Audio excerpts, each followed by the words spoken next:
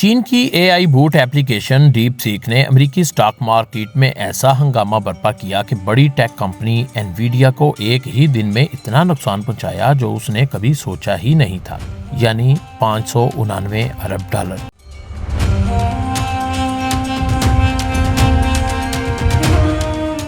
गुज़िश्ता हफ्ते लॉन्च की गई application deep seek chat GPT समेत कई हरीफों को पीछे छोड़कर सबसे ज्यादा डाउनलोड की जाने वाली मुफ्त एप्लीकेशन बन गई। एनवीडिया, माइक्रोसॉफ्ट और मेटा जैसी अमेरिकी एआई कंपनियों के हिस्से में गिरावट देखी गई और इस पेशरफ्त का असर यूरोपीय कंपनियों के हिस्से की कीमतों पर भी हुआ।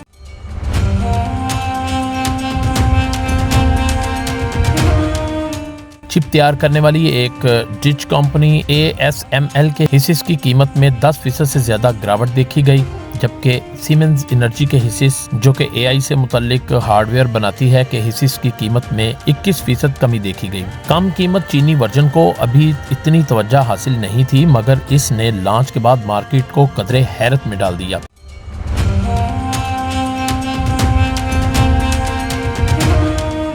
डीप सीक की बुनियाद किसने रखी? डीप सीक कंपनी की बुनियाद सन 2023 में जनूब मशरकी चीन के शहर हांगजो में लियांग वैन फेंग ने रखी थी।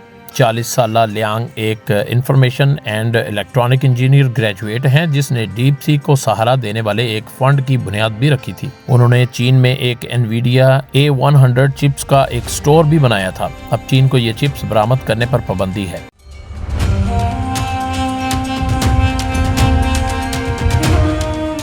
माहिरीन का ख्याल है कि उनके पास इस वक्त 50,000 चिप्स मौजूद थीं, जिन्होंने कम लागत वाली सस्ती चिप्स के साथ जोड़कर डीप सीक को लॉन्च किया है। सस्ती चिप्स अभी भी चीन को बरामद करने की इजाज़त है।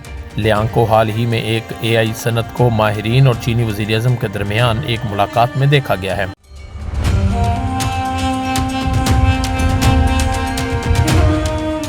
जुलाई 2024 को चाइना अकेडमी को दिए गए एक इंटरव्यू में लियांग ने कहा था कि वो अपने एआई मॉडल के पिछले वर्जन पर रद्द-ए-अमल से हैरान हैं। उन्होंने कहा है कि हमें तवक्का नहीं थी कि कीमतों का तयन इतना हसास मसला होगा। हम सिर्फ अपनी रफ्तार से काम कर रहे थे, अखराजात का हिसाब लगा रहे थे और इसके मुताबिक कीमतें मुकर्रर कर रहे थे। लेकिन डीप सीक ने मार्केट में आते ही ऐसा हंगामा बर्पा किया कि हम सब हैरान रह गए।